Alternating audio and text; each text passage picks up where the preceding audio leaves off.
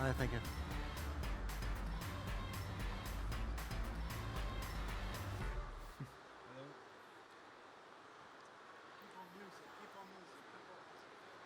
Hello. Okay.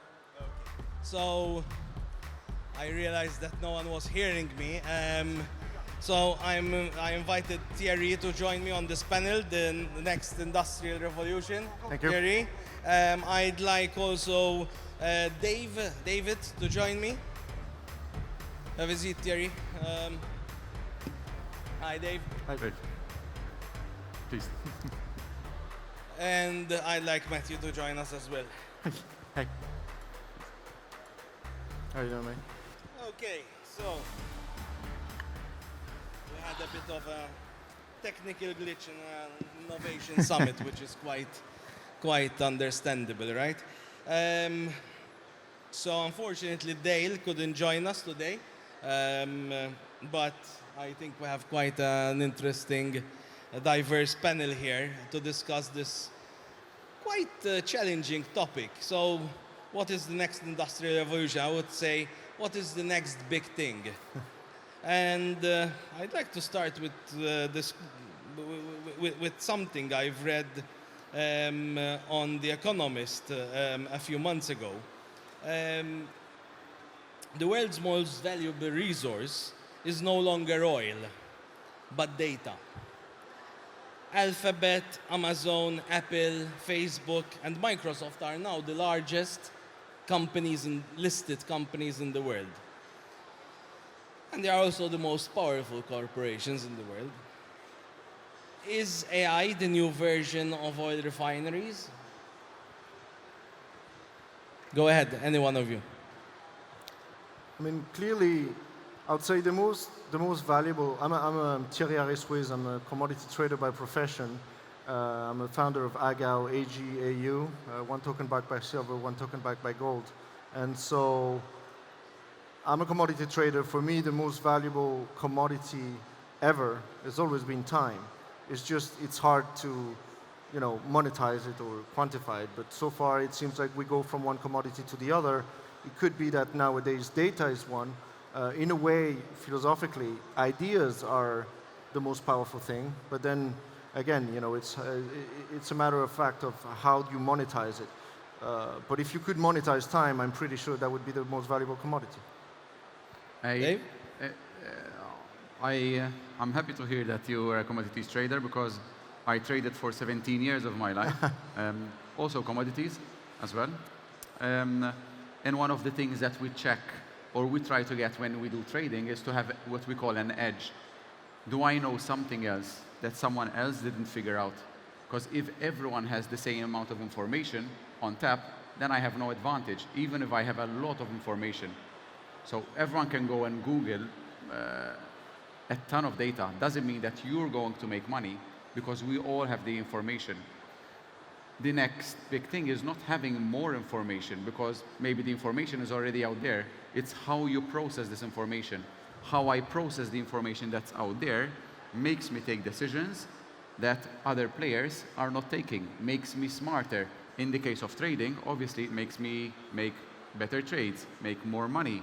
So IoT, AI can help us use even existing data, maybe not new data, because in the world of trading, if you know something that you shouldn't, then maybe that's illegal, it's insider information. We're not saying that. I can look at the same data, but I can make money, or I can be a better trader than you. And maybe it's because I'm smarter, or maybe because I have better tools. And AI can definitely help us make better choices, because we don't have the computational power in our own heads to compute all the data and make something meaningful out of it. So when we say data, we don't mean just more data, but how we process data. Agreed. And that's again, it's the same with oil, right?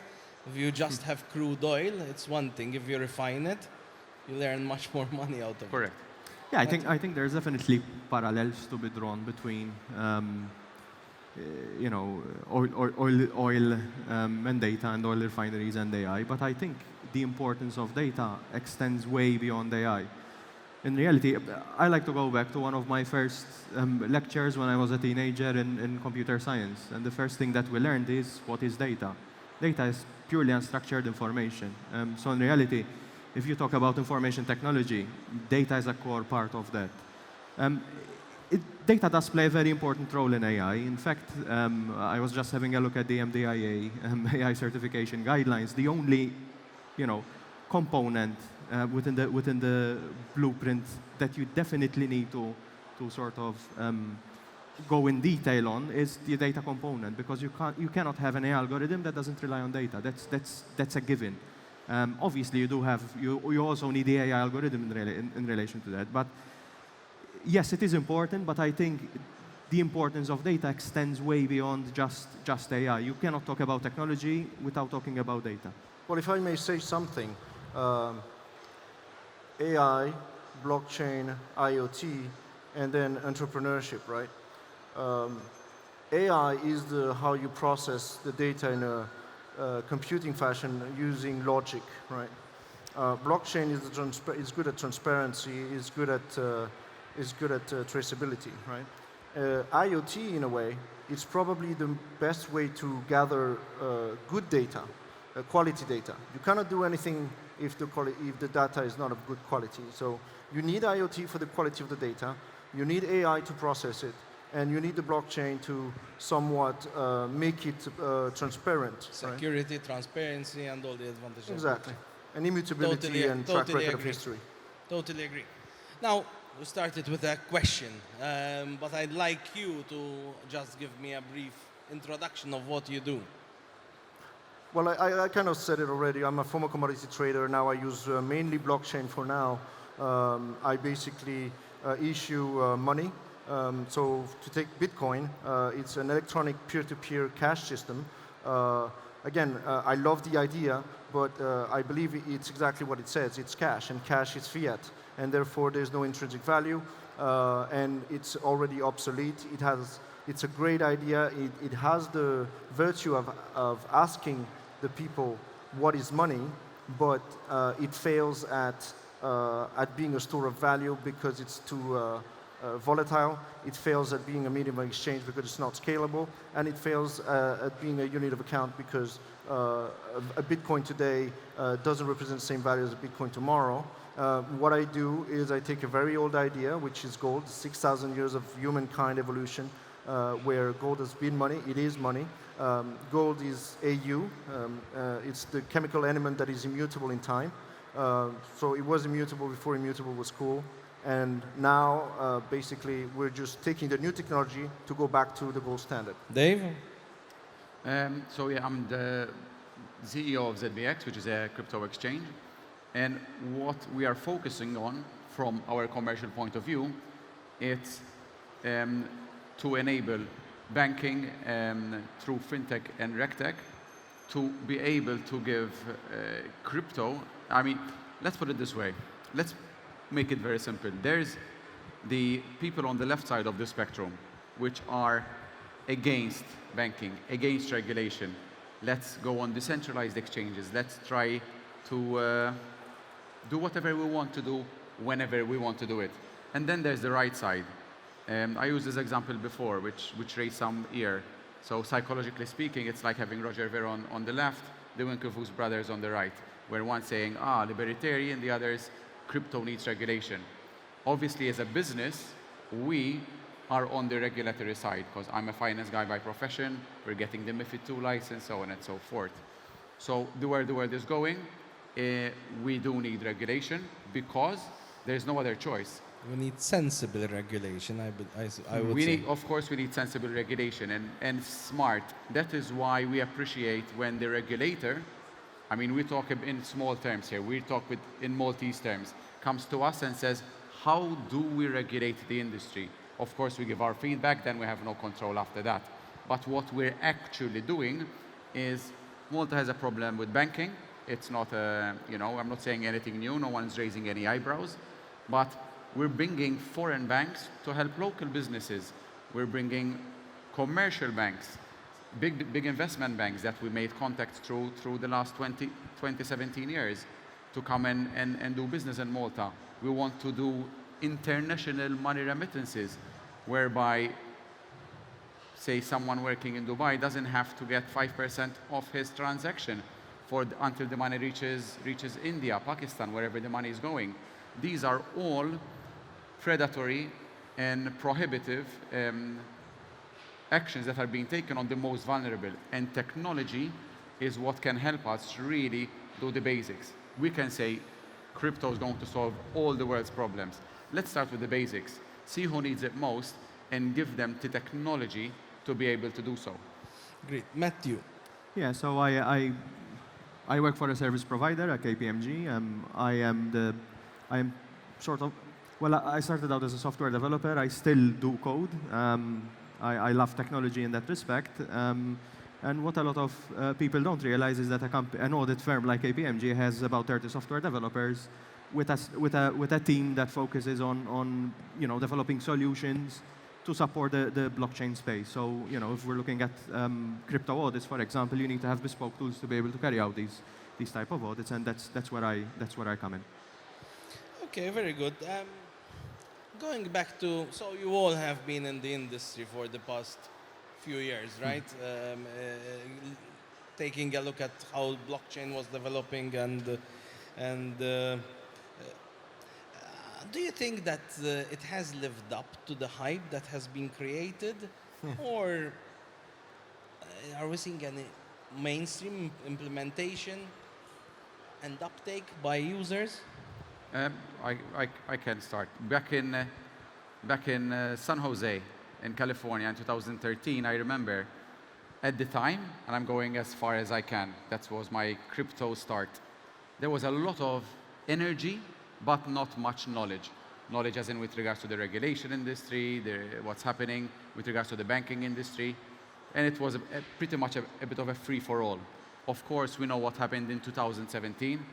There was no protections in place, lots of people made money, and unfortunately lots of people lost money. Now coming just to this year, or the difference between last year's summit and this year's summit, having just the stand over there, there's been an immense amount of maturity that's taken place.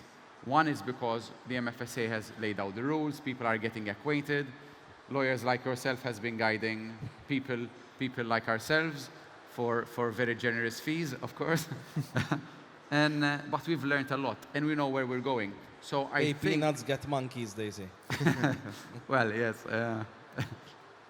that's true. So let's have a short round, because then we have the most important question. I just want to say something. It was a hype, and it did not live up to the hype, but this is okay and this is normal, because essentially in a Schumpeterian way, it's creative destruction. What we've seen in the crypto winter is an enormous purge, and that's healthy, because the bad projects should die, and they are dying, and that's totally fine.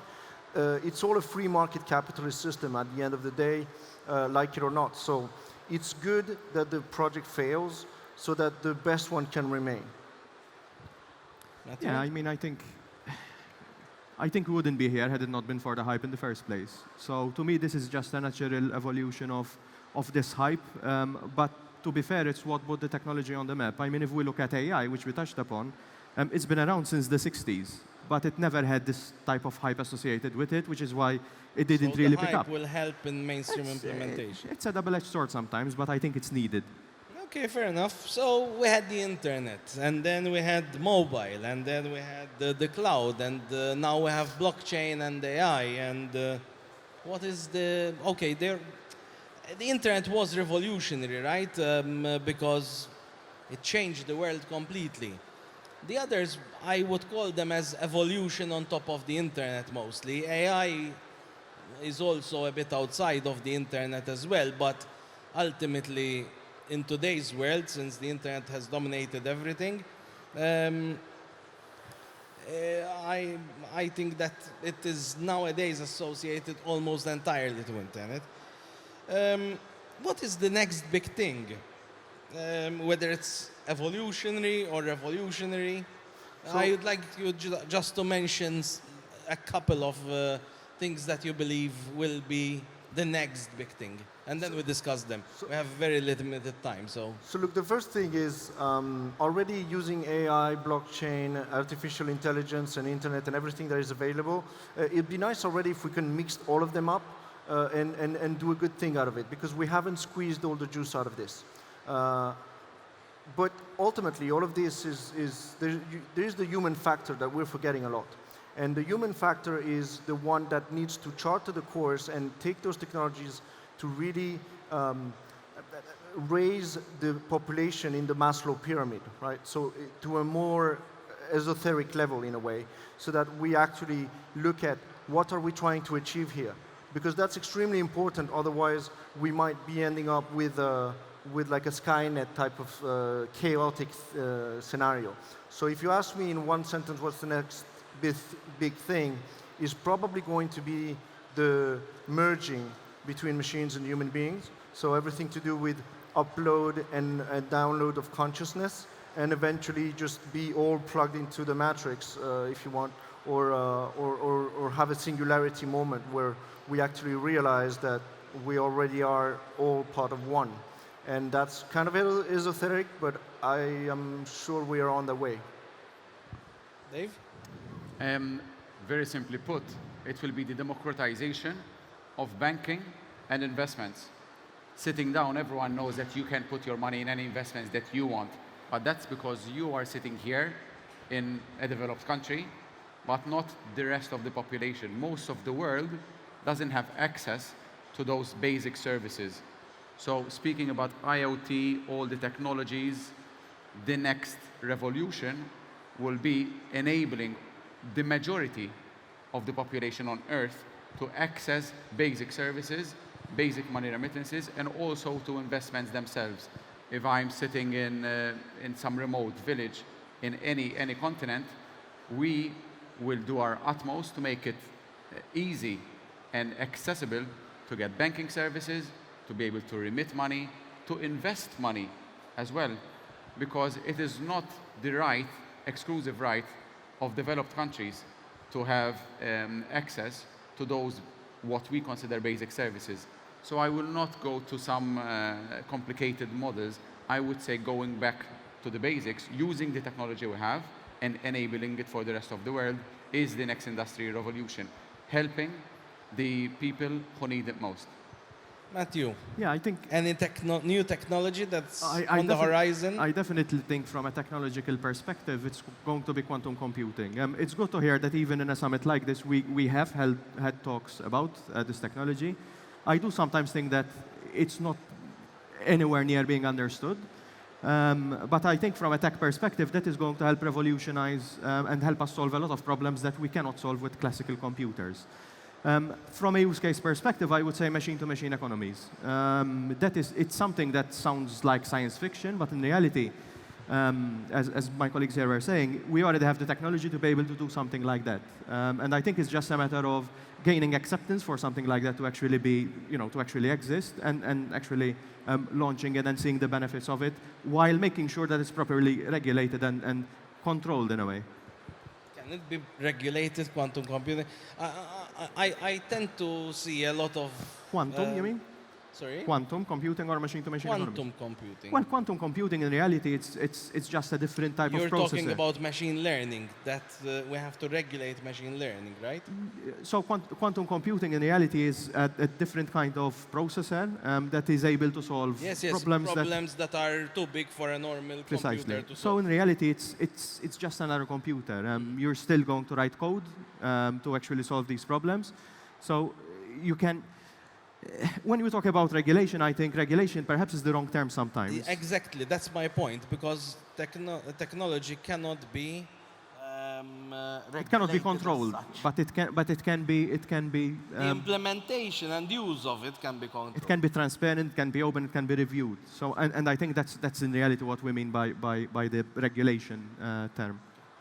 Unfortunately, we don't have much more time, so a short point and. If you have anything you would like to say in the next 30 seconds. I want to say something, two sentences. Number one is everything to do with logical intelligence will be sorted by machine, right? I'm a member of Mensa, and I think the IQ has been overrated, and now it's off.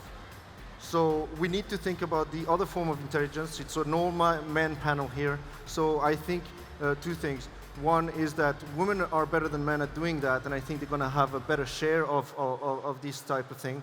And the very last conclusion, as far as I'm concerned, is there's a lot of brains out there in this in this event. I would encourage them to just use all the tools we have to just get together, shake hands, and do some business.